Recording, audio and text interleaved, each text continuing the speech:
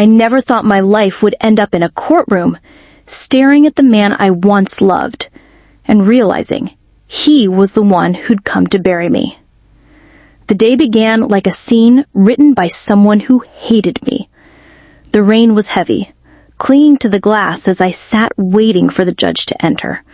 My lawyer whispered strategy in my ear, but I barely heard him. My eyes were locked on the door. And then he walked in. Ethan Cole, my ex-fiancé, my safe place once upon a time, now wearing a black suit and an expression carved from stone. He placed his briefcase on the desk beside my sister's chair, not mine. "I'm representing the defense," he said flatly, not even looking at me. And just like that, I knew I had no one left. Not even him. The worst part? He was right about everything he was about to say.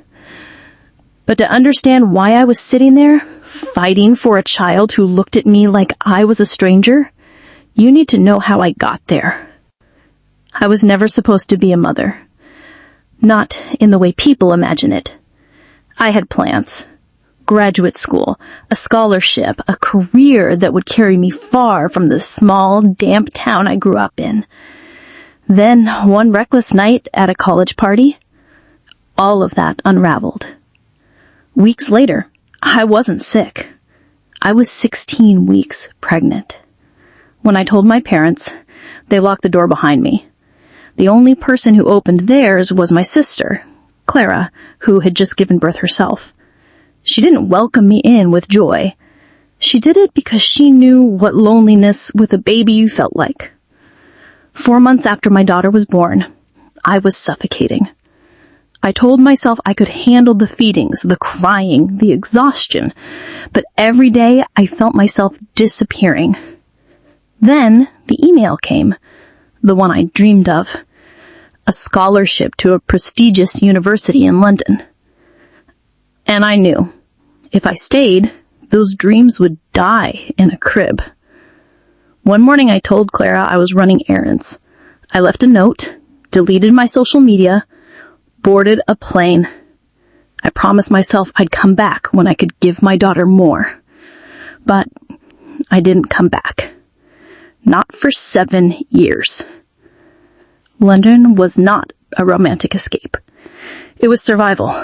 Hostel beds, dishwashing jobs, nights spent crying into a stranger's pillow. I sent what little money I could.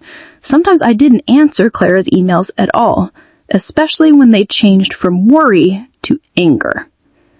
By the time I was stable, degree in hand, a good job, an apartment, I had built a life that looked perfect from the outside. Inside, it was an empty, echoing room. Then I met Ethan. He made me feel weightless, as if my past wasn't a shadow clinging to me. When I got pregnant again, we were going to name him Lucas. But Lucas was stillborn, and with him, everything I'd rebuilt collapsed. I saw a photo one night, Clara, her son, and my daughter Lily. Toothless grin, yellow dress, perfect braids. Eyes that no longer belonged to me. I packed. I sold everything. I flew home. When Lily saw me for the first time, she looked up from her Play-Doh and asked, "Who's that lady?" Clara smiled softly. "That's your Ibe." Aunt. The word hurt worse than childbirth. I asked for her back. Clara refused.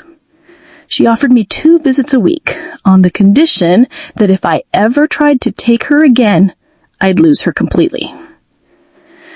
For months, I tried to be the kind aunt. Brought toys, candy, books. She avoided me. Called me that lady when she thought I couldn't hear.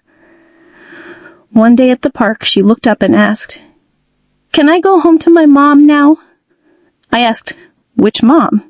She answered without hesitation, "My real mom, the one who didn't leave." That night, I decided kindness wouldn't win her back. The law would. I built my case like it was my final lifeline. Pay stubs, proof of housing, therapy records. I even recorded moments with Lily, trying to show affection on video. It wasn't my proudest hour. Then the day came. The summons had to be delivered by me into Clara's hands. She opened the door, shadows under her eyes. "Why?" she asked. "Why? Out of guilt, out of anger, because you lost one child and think this will fix it?" I said, "Because she's my daughter." "No," she replied. "She's mine. Because I was here when you weren't." And so here I was in that rain-soaked courtroom, watching Ethan, my Ethan, stand beside her. He presented private messages, recordings, even my grief as evidence against me. The verdict was read. Full custody to Clara. My visitation rights suspended indefinitely. Termination of parental rights for proven abandonment. I walked out into the gray afternoon, and the sound that followed me wasn't my own crying. It was Lily's voice, running to Clara. "Mommy, we won." "Yes, my love. Everything's okay now." It wasn't a war. It was an execution. And I was the only casualty.